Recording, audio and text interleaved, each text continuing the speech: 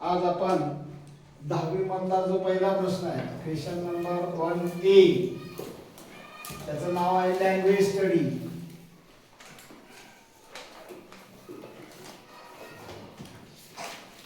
हा प्रश्न आहे 10 मार्काला. किती मार्काला? 10 मार्काला हा प्रश्न आहे. आणि तो भाग आता आपण शिकणार आहोत. याच्यामध्ये पहिला जो आहे तो पहिला काय आहे? Complete the following words.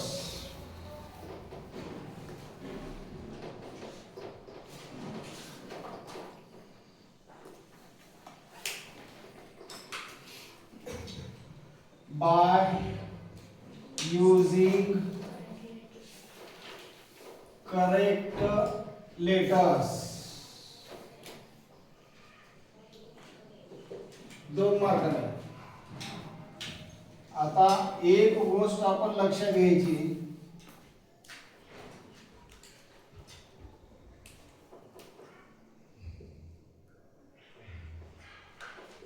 असा शब्द दिला जातो आणि एक डॅश केला इथं, म्हणजे एकच लेटर टाकायचं आहे. किती लेटर टाकायचं आहे?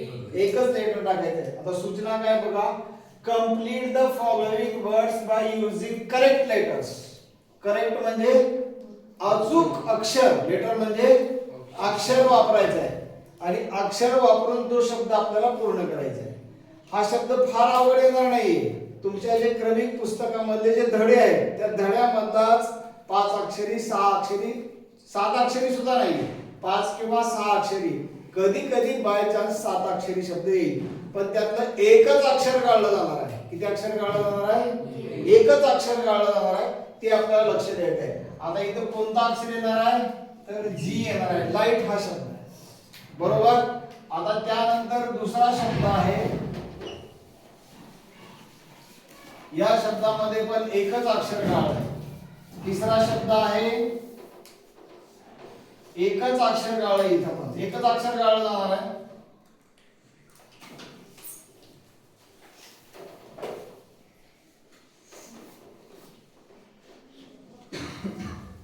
चला आता भरूया आपण. एकच अक्षर भरायचं आहे आपल्याला. इथं कोणता अक्षर भरायचा आहे? F O. इथं कोणता? B, habit. आणि इथं सी. जो शब्द आपण भरणार आहे तिथे जे अक्षर घालणार आहे त्याच्यामध्ये आपल्याला अंडरलाईन करायचं, हे लक्षात ठेवायचं. त्याच्यामुळं पाठ वाचत असताना, म्हणजे पुस्तकातले धडे वाचत असताना थोडेसे काळजीपूर्वक वाचले पाहिजे. तेच शब्द आपल्याला इथे विचारले जाणार आहे. सूचना काय लक्षात आली? Complete the following words by using correct letters. म्हणजे खाली दिलेले जे शब्द आहेत ते शब्द पूर्ण करा आणि त्यामध्ये अचूक अक्षर टाकायचे. लक्षात राहील? अवघड आहे का हे? काय अवघड नाही ना? चला लिहा पटकन.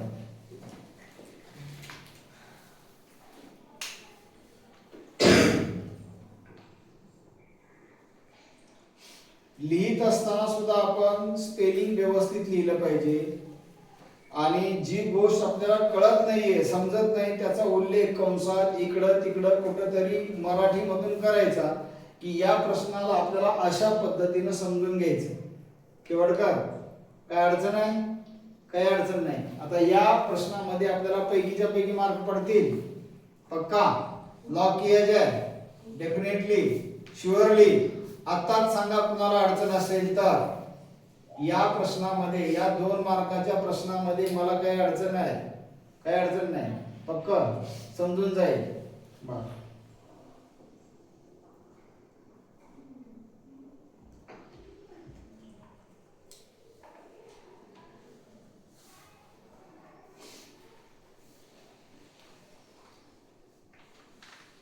कुणाचं झालं लिहायचं? श्रेयश पाटीलचं झालं लिहायचं. श्रेयश पाटील फळा पुसायला घेऊन गेले मुली आहे. हा झाला पहिला प्रश्न.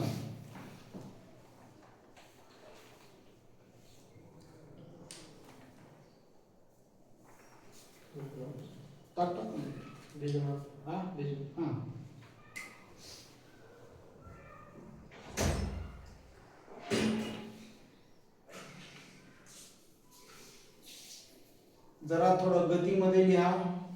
आपल्याला निर्धारित वेळेमध्ये लँग्वेज स्टडी संपवायची. लँग्वेज स्टडी मध्ये एकूण चॅप्टर आहेत 6 आणि 2 6 आणि 2 किती आहेत 8. आता याच्यातला आपण दुसरा पाहू.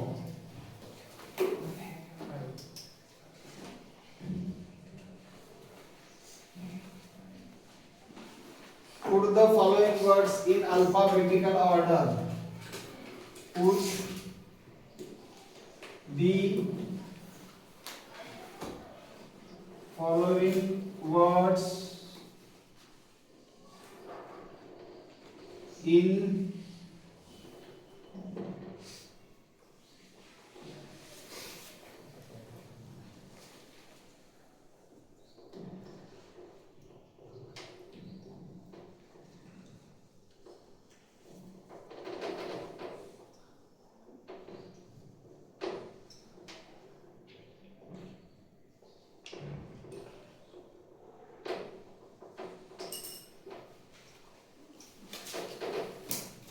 कोरडा पकडायचा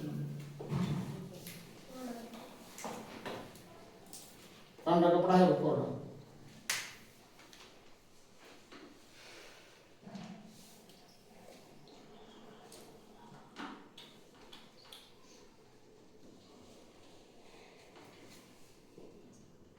दुसरा होता ना तिथं पांढरा आहे की कालच ठेवलायच की तुझी.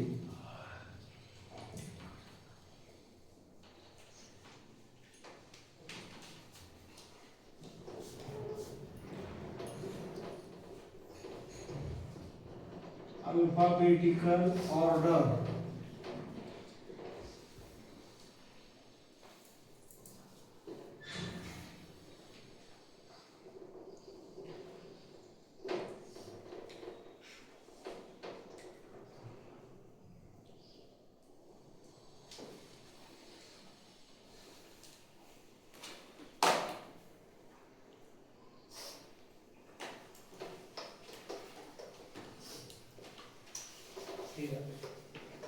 राहू द्या का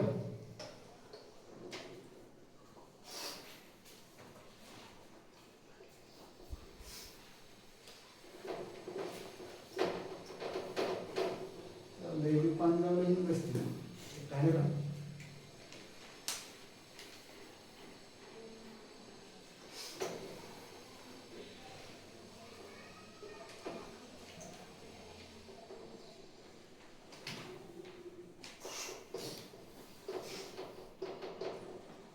trees, birds,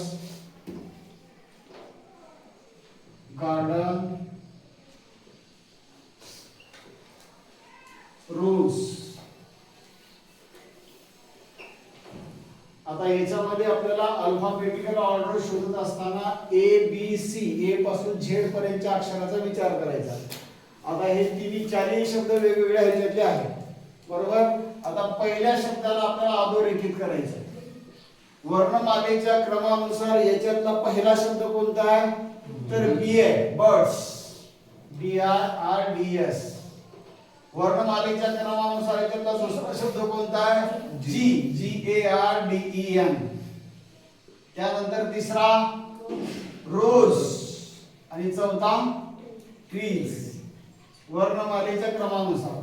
आता ह्याच्यातला एक प्रश्न जो असणार आहे तो कॉमन वर्ड्स मध्ये असणार आहे. जो दुसरा प्रश्न असणार आहे तो मात्र त्यांची पहिली अक्षरे ही सेम असणार आहे चारही शब्दात.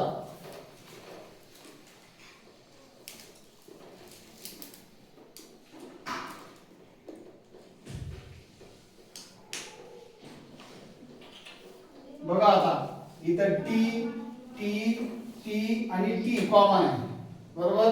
आता त्यानंतर जर दुसऱ्या अक्षराचा विचार करू आपण.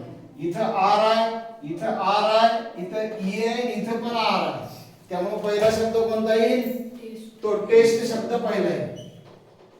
म्हणजे ज्यावेळेस पहिला अक्षर कॉमन असणार आहे सगळीकडे त्यावेळेस कोणत्या अक्षराचा विचार करायचा दुसऱ्या अक्षराचा विचार करायचा. आता दुसरा जो शब्द आहे 1 2 आणि 3 या तिन्ही शब्दामध्ये दुसरा अक्षर आर आहे. काय आर आहे. तर हे आर आर आणि आर, त्यावेळेस कोणत्या अक्षराचा विचार करायचा? तिसऱ्या अक्षराचा विचार करायचा. इथं काय आहे? यू आहे. इथं काय? ओ आहे. इथं काय? ई आहे. कोणता अक्षर येईल मग अगोदर? टी. ट्रीटमेंट. TREATMENT. त्यानंतर हे यू अगोदर येते का ओ अगोदर येतो? बाराकडे पाठ पाहिजे आपल्याला. ओ अगोदर येतो. म्हणून कोणता? ट्रबल. TROUBLE. आणि त्यानंतर ट्रुथ. TRUTH. बरोबर. काय गडबड व्हायले? पी चा आता मागच्या परीक्षेमध्ये आपण पी चं दिलं होतं, सिरियल पी चं होतं. त्या पी मध्ये गडबड झाली. पुन्हा कुणाची गडबड झाली? हात वर करा बरं. काय गडबड झाली आपली पाटील? मी ह्याच्यावर म्हणजे तिसरं वाक्य सगळ्यात लिहिलं, तिसरा शब्दात सगळ्यात लिहिलं. हा, तुझी काय गडबड झाली कर्पुरे? दुसरं चुकलंय. मग ही तर गडबड झाली ना.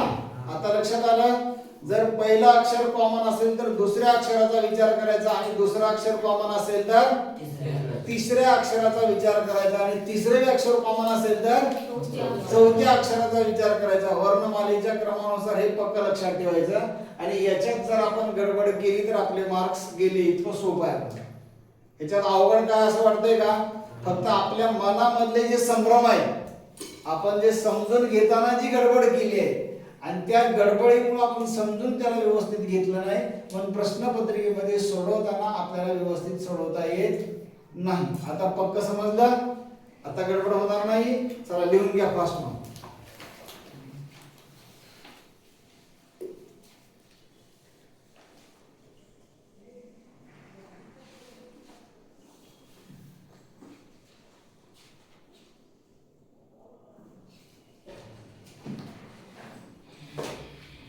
दुसऱ्या ह्याच्यामध्ये गडबड झाली होती, लक्षात आली का?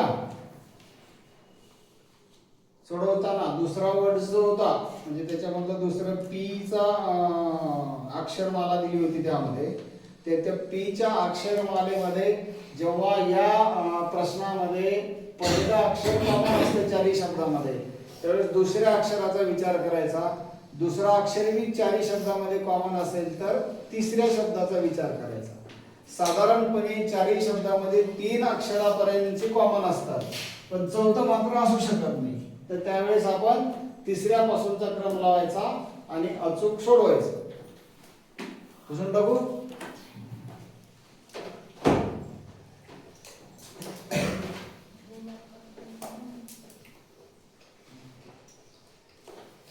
आता त्यानंतरचा जो तिसरा प्रश्न आहे तो आहे पंक्च्युएट द फॉलोइंग. पंक्च्युएट म्हणजे काय? Punctuate the following sentences. Punctuate the following sentences. खालील वाक्यामध्ये विराम चिन्हांचा वापर करून वाक्य पुन्हा लिहा. काय काय विराम चिन्हे? फुल stop, comma, semicolon, colon, question mark, exclamatory mark, single inverted comma, double inverted comma. नववीच्या अभ्यासक्रमामध्ये आपण सगळं शिकवले. हे चिन्ह, आता इथे नाव पाठ असायची गरज नाही, पण ते चिन्ह कोणतं आहे ते मात्र पाठ पाहिजे आपल्याला. पहिला आहे इथं सीक्राइट.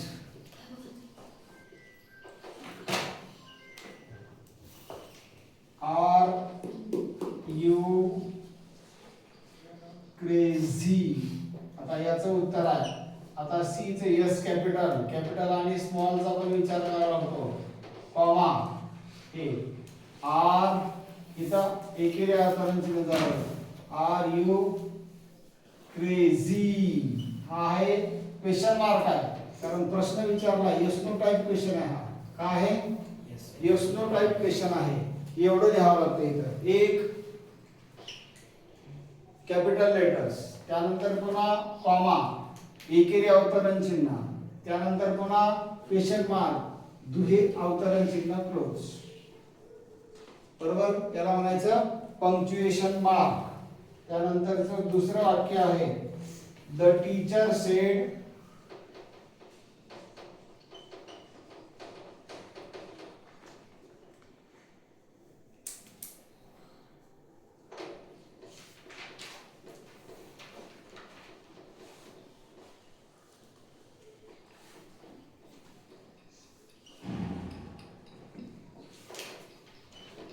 आता काय काय गोष्टी लक्षात घ्याव्या लागतात. एक कॅपिटल, बरोबर.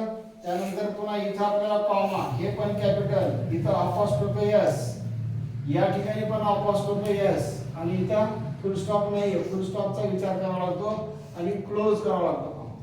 आता या गोष्टी आपल्याला लक्षात येणं गरजेचं आहे. काय इथं लक्षात घ्यावं लागतं, कोणतं वाक्य अवतरण चिन्हाच्या बाहेरचं आहे आणि कोणतं वाक्य अवतरण चिन्हाच्या मधलं आहे. म्हणजे त्या कर्त्यानं बोललेलं वाक्य कोणतं हे लक्षात घेणं गरजेचं आहे.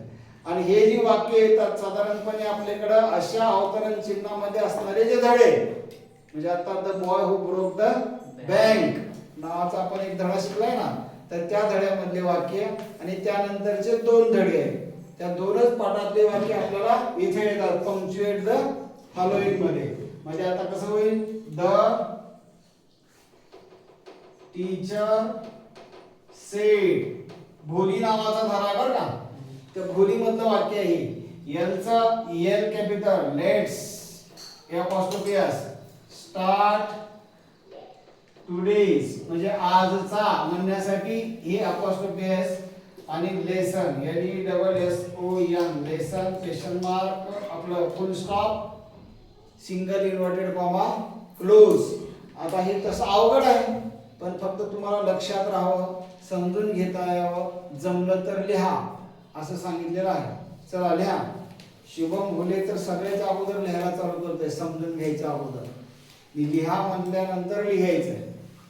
अगोदर प्रश्न कसा आहे, तो प्रश्नपत्रिकेमध्ये आपल्याला कसं सोडवायचं आहे हे शांत चित्तानं अगोदर आपण ऐकलं पाहिजे.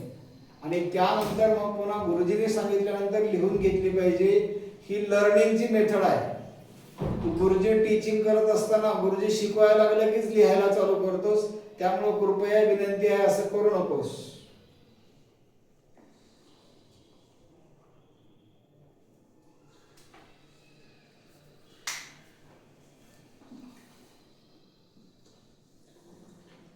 विराम चिन्हांचा वापर करत असताना विराम चिन्हे सुद्धा योग्य पद्धतीने आपण दिली पाहिजे.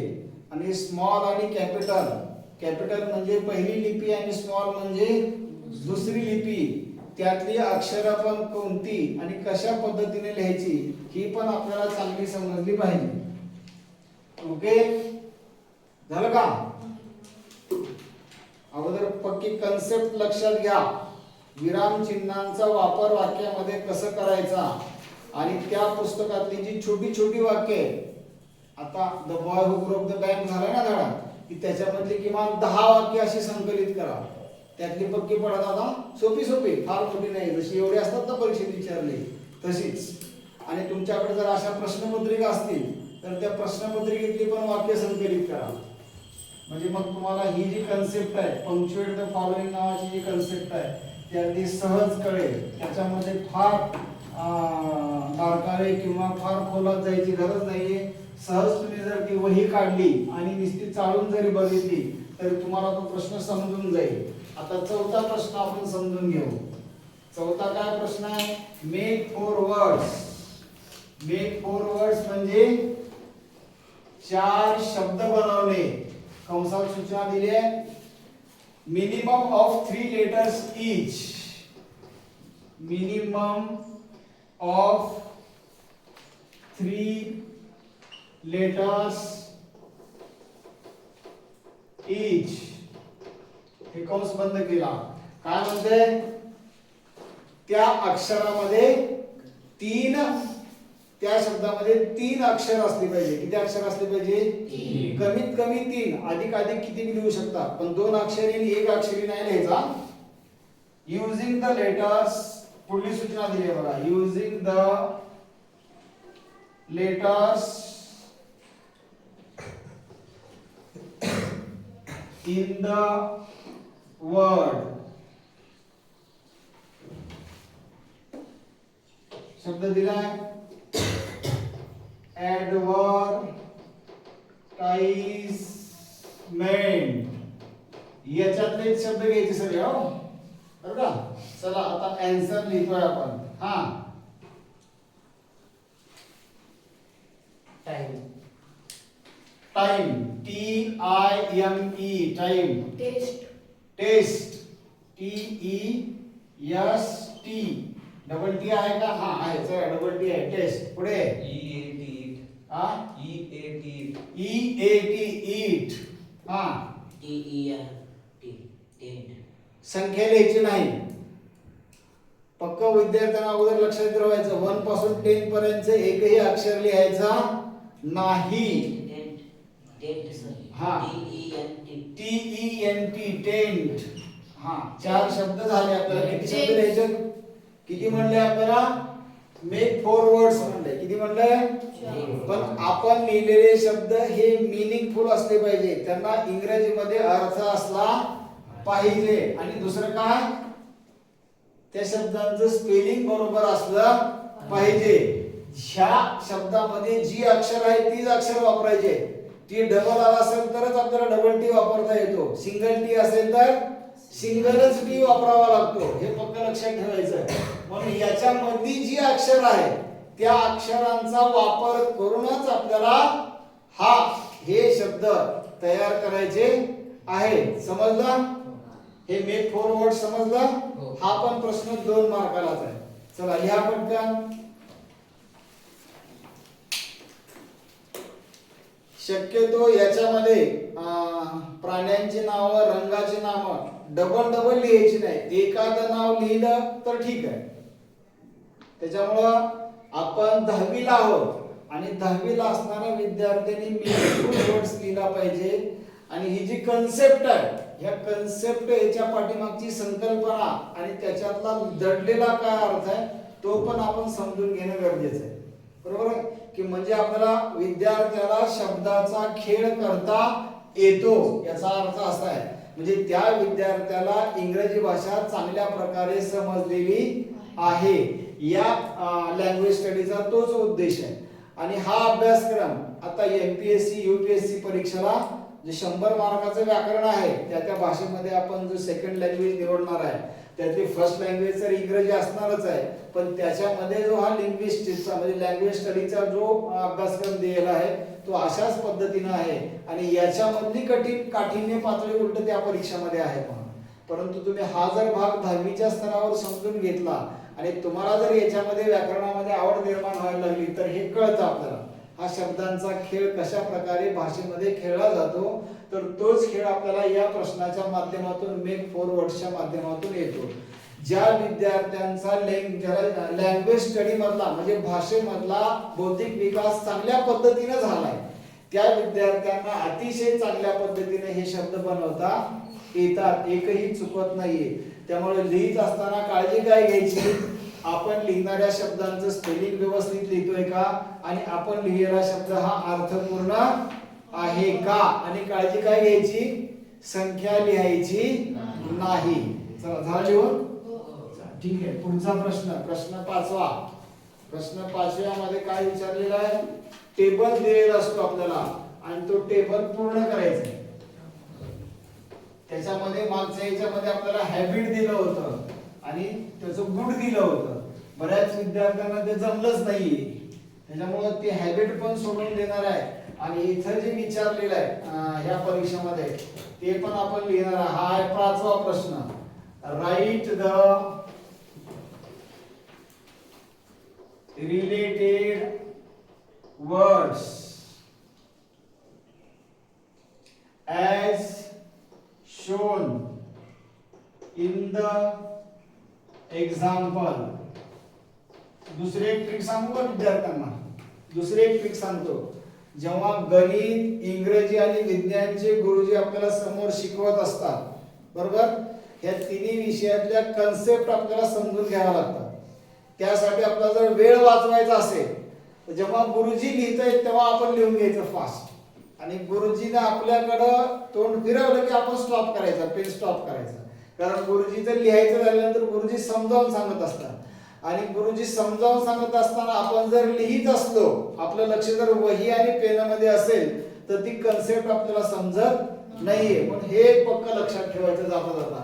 आता या प्रश्नाचा अर्थ बघा, write the related words as shown in the example. आता एक्झाम्पल काय दाखवतो बघा, इथं आहे शब्द स्टुडंट.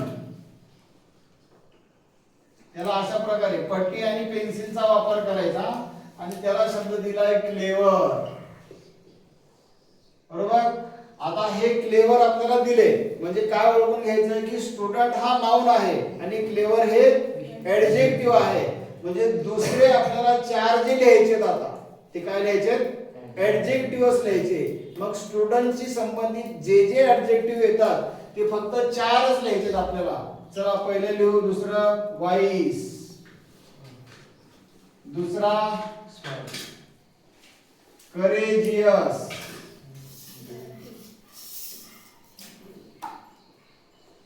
तिसरा स्मार्ट. चला एक राहिला कुठला,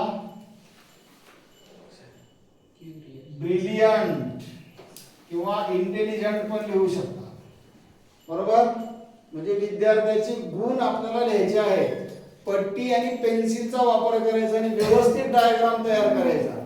शिक्षकाला तो डायग्राम व्यवस्थित दिसला पाहिजे आणि त्याची सवय पण आपण लावून घेतली पाहिजे.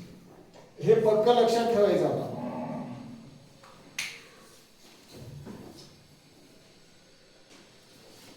झाला.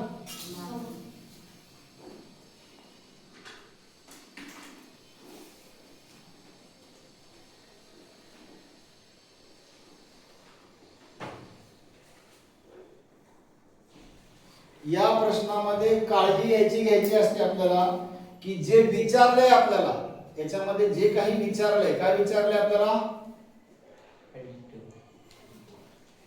नाउन दिलाय, ऍडजेक्टिव्ह लिहायचे.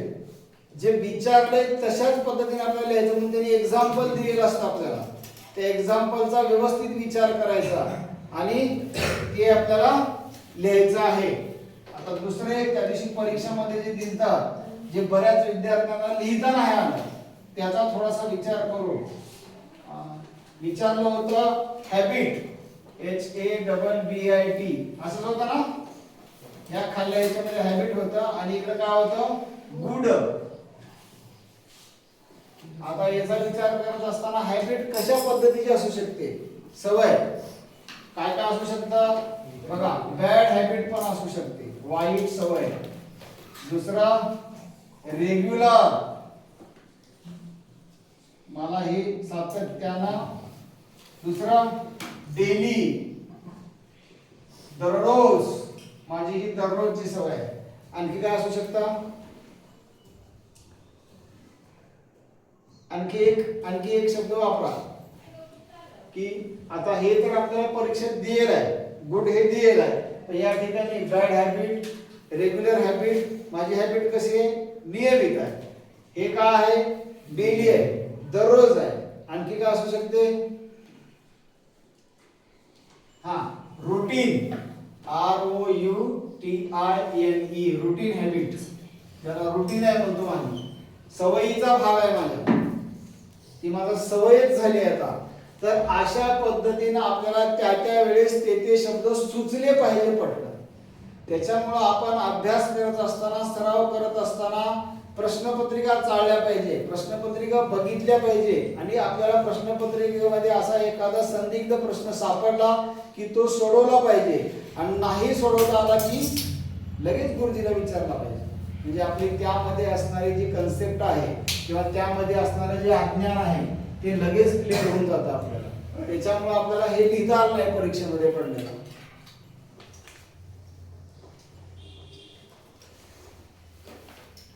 आता क्वेश्चन नंबर फर्स्ट ए मधला शेवटचा जो प्रश्न आहे तो बघणार आहोत आपण. की याच्यामध्ये हा एकदम सोपा प्रश्न आहे पण त्याची सूचना आपण लक्षात घेणं गरजेचं आहे व्यवस्थित, की न घेतल्यामुळे आपल्या लक्षात येत नाही. Complete the word chain, complete the word chain of verbs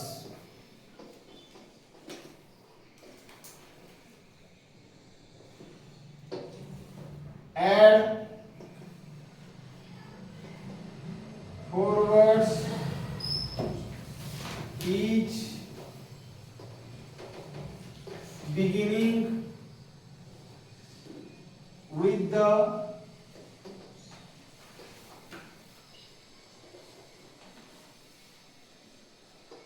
last letter of the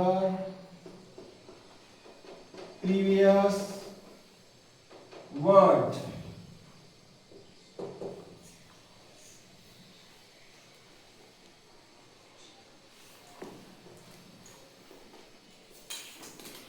चला समजून घेऊया अगोदर. ज्याचं लिहायचं राहिले त्यांनी नंतर लिहा. आता हा प्रश्न समजून घेणं गरजेचं आहे. मी विद्यार्थ्याला शिकवताना नेहमी सांगत असतो की बाबा रे, अगोदर काळजीपूर्वक प्रश्नाचं वाचन कर आणि तो प्रश्न समजून घे. प्रश्न जर नाही समजला तर तो आपल्याला लिहिता येत नाही. कंप्लीट द वर्ड चेन म्हणजे शब्द साखळी पूर्ण करा. ऑफ वर्ब्स म्हणले बघा इथं. वर्ब्सला त्यांनी एकेरी अवतरण चिन्हात टाकलंय. वर्ब्स म्हणजे काय? क्रियापद. बरोबर, क्रियापद. पुढे काय? इथपर्यंत ही सूचना संपली. म्हणजे क्रियापद या शब्दाची शब्द साखळी पूर्ण करा याचा अर्थ. दुसरा, ऍड 4 वर्ड्स. त्याला 4 शब्द जोडा म्हणलंय. किती शब्द जोडायचे? पुढची सूचना महत्वाची आहे. Each beginning with the. प्रत्येक शब्दाची सुरुवात लास्ट लेटर म्हणजे त्या शब्दाचा जो शेवटचा शब्द आहे त्या शब्दाने झाली पाहिजे. ऑफ द प्रिव्हियस वर्ड्स म्हणजे त्या शब्दाचा. आणि पुढला शब्द सुरू करायचा आहे तो या लास्ट वर्ड. आणि ते काय असले पाहिजे? सगळे वर्ब असले पाहिजे. वर्ब वर्ब क्रियापद असले पाहिजे. हे पक्क लक्षात ठेवायचं. आणि त्याच्यात आपण मागच्या परीक्षेत झाली त्या परीक्षेमध्ये जी गडबड केली आहे तीच केली आहे. क्रियापद विचारलं तर क्रियापदच लिहायचं. ऍडजेक्टिव्ह विचारलं तर ऍडजेक्टिव्हच लिहायचं. नाउन विचारलं तर नाउनच लिहायचं. हे पक्क लक्षात ठेवायचं. आता इथं काय विचारलंय? ग्रो. ग्रो म्हणजे वाढणे असं क्रियापद आहे. याचं काय होतं? वर्क. के ने शेवट झाला. के नो. परत डब्ल्यू आलं. डब्ल्यू चा वॉक. 4 शब्द लिहायचे आपल्याला. परत के आला. म्हणजे किमान एका अक्षरापासून सुरू होणारे 5 तरी क्रियापद पाठ पाहिजे आपल्याला. किती क्रियापद पाठ पाहिजे? कारण जर रिपीट यायला लागला आणि तो शब्द जर येत नसेल आपल्याला तर खोडायचं कुठवर? बरोबर आहे की नाही? कारण खोडायचं कुठं? बरेच विद्यार्थी खोडतात त्याला. का? कारण त्याला त्यापासून वाय पासून सुरू होणारे क्रियापदच आठवत. बरोबर आहे की नाही? पुन्हा आर पासून सुरू होणारं क्रियापदच आठवत नाही. मग त्याची गडबड होते, गोची होते आणि तो प्रश्न सोडून देतो. बरोबर आहे की नाही? म्हणून इथं काय लक्षात घेणं गरजेचं आहे? क्रियापद विचारले तर क्रियापदच लिहायचं. म्हणून आता इथे क्रियापद विचारले आपण क्रियापदच लिहिलं. ठीक आहे. आता प्रश्न पहिला, दुसरा, तिसरा, चौथा, 5वा आणि 6वा झाला. याला आहेत 8 मार्क. किती मार्क आहेत? लिहायचे कोणतेही 4. तुम्ही कोणतं तुम्हाला जे अवघड वाटतंय त्याला स्किप करू शकता. आता याच्यामध्ये पंक्च्युएट द फॉलोइंग सेंटेन्सेस हे थोडंसं विद्यार्थ्याला जमत नाही. अवघड भाग आहे म्हणून तो भाग सोडून द्यायचा. कितवा प्रश्न आहे तो? कितवा प्रश्न आहे? पंक्च्युएट द फॉलोइंग हा प्रश्न कितवा? चला तिसरा प्रश्न आपण स्किप केला. त्यानंतर काय अवघड वाटतंय? काय अवघड वाटतंय? Right the related words as the shown in the example. म्हणजे 5वा प्रश्न एक अवघड वाटते. तिसरा आणि 5वा जर सोडला, पहिला, दुसरा, चौथा आणि 6वा परफेक्ट सोडवायचा. एकदम सोपा आहे हा. म्हणजे हे 4 प्रश्न आपण परफेक्ट न चुकता सोडवले की आपले 8 मार्क पक्के झाले. ही आपली लँग्वेज स्टडी. मग आता याच्या पुढे आपण जी परीक्षा घेऊ लँग्वेज स्टडीवर ते विसरणार का? आताच पक्क करा, आताच विचारा, आताच बघा. मी सांगितले तुम्हाला सोडायचं आहे कोणतं? 3 आणि 5 क्रमांक. सोडवा, सगळेच सोडवा. परंतु परफेक्टली आत्मविश्वासाने कॉन्फिडन्सली जो प्रश्न सोडवायचा तो 1, 2, 4 आणि 6 हे पक्क लक्षात ठेवायचं. 3 आणि 5 हे आपल्यासाठी ऑप्शनल आहे. जर 3 आणि 5 मला जर कॉन्फिडन्सली लिहिता येत नसेल तर माझे बाकीच्या 4 प्रश्नांची उत्तरं अचूक आली पाहिजे. एवढं सोपं आहे. तुम्ही त्याचा नीट अभ्यास करा, नीट चिंतन करा, तुम्हाला लक्षात राहील की त्यातला आपला एकही मार्क जाणार नाही याची काळजी आता तुम्ही घ्या. याच्या पुढे जेव्हा लँग्वेज स्टडीवर परीक्षा होईल तेव्हा सगळ्या विद्यार्थ्यांना each and every student must be 8 marks out of 8 marks. आणि याच्या नंतरचा जो भाग आहे क्वेश्चन नंबर फर्स्ट मधला जो बी आहे तो आता या वेळामध्ये आपला होत नाही, पण उद्या आहे ना आपला वेळ, तर त्या वेळामध्ये आपण तो पूर्ण करू. ठीक आहे.